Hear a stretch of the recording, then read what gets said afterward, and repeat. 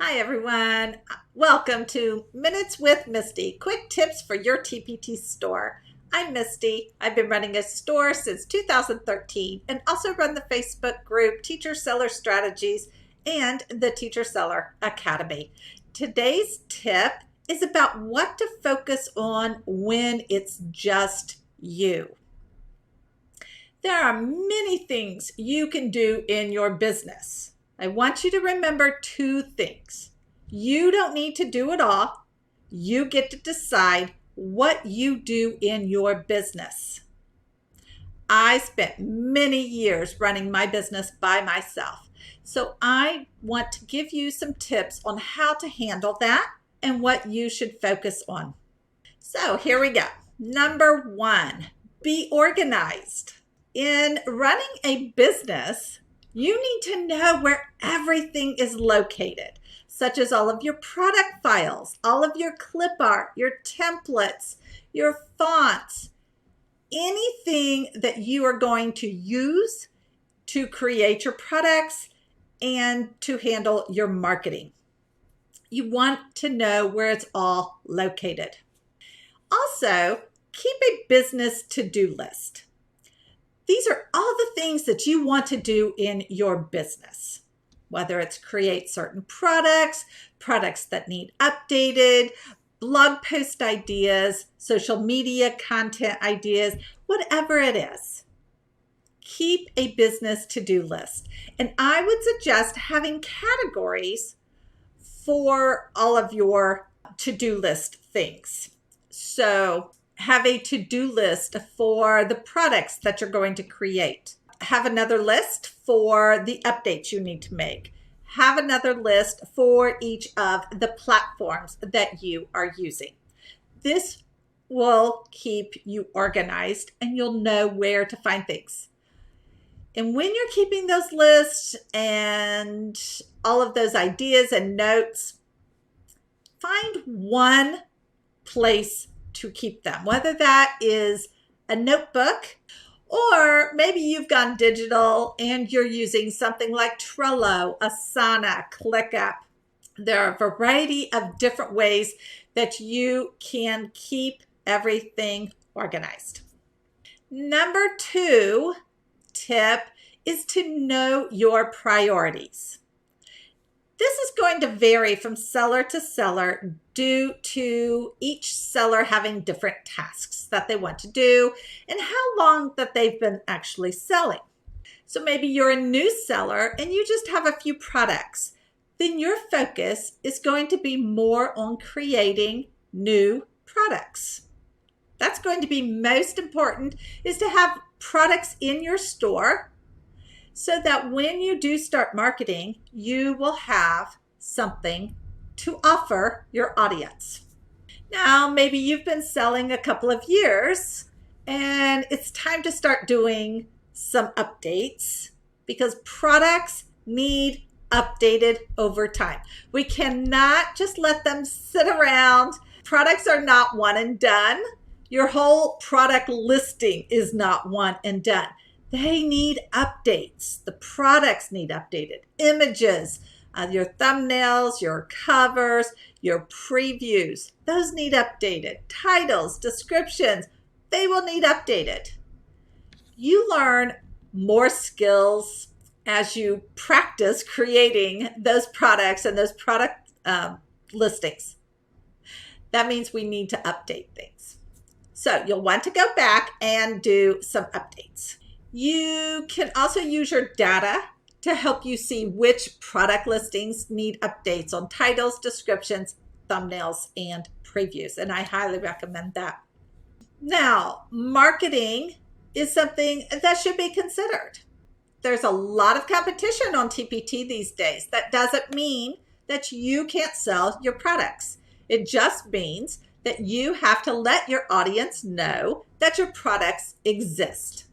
You only need to start with one platform, whether that is Instagram, Facebook, TikTok, YouTube, a blog, an email list, Pinterest, whatever platform you want to start with start with one. I can't tell you which one to actually start with because everyone is different. Some people will do great with Instagram. Some people do fabulous with their blog and their email list. Some people can still get Pinterest to work for them. TikTok might be your thing. Maybe you want to have the blog and email list. Totally up to you, and start with one. I say start with one. If you're doing, I keep lumping blog and email list together because they work well together. Blog and Pinterest work well together as well. And so if you are going to start with the blog, get the blog set up and then go ahead and start the other one, whether that's Pinterest or email list, because they kind of go hand in hand and you can build them together. You will hear people talking about what you must have. You must have this. You must have that. Whatever. But the secret really is to find the one that works best for your store. Just because it works well for one seller does not mean it will work well for you. So keep that in mind. You may have to try a few to see which one really works the best for you. But start one at a time, get consistent with it, learn about it, use it, and then see if it is working for you. With all of that, you have to figure out, what are your priorities? Is it to make more products? Is your main priority that you need to update your products, or is it to get marketing going? You have to decide that. That's not something anyone really can decide for you. It's something that I can do with my Academy members in my Teacher Seller Academy, because I can look at their stores and I can suggest where they should be focusing their time. You're going to have to look to see, what do you think is most important for you at this moment in time? And speaking of time, that is number 3, time. Know how much time you have to work, and you're going to narrow down your tasks. If it's only you for your business, which is totally fine. As I said, I did that for several years. I think 6 or 7 years, I ran my business by myself before I ever hired my first virtual assistant. You just have to know how much time you have to work, and you're going to narrow down your tasks. Then you figure out how to split up your time. So you can split your time evenly between creating, updating, and marketing. Maybe you need to spend more time on creating products, and then there's just a little bit of time on marketing. Maybe you're not ready to market yet, and so your time is creating new products for a little bit of your time, and you really have all these updates you need to do. And then you can just go back and forth between those: create a new product, update a few products.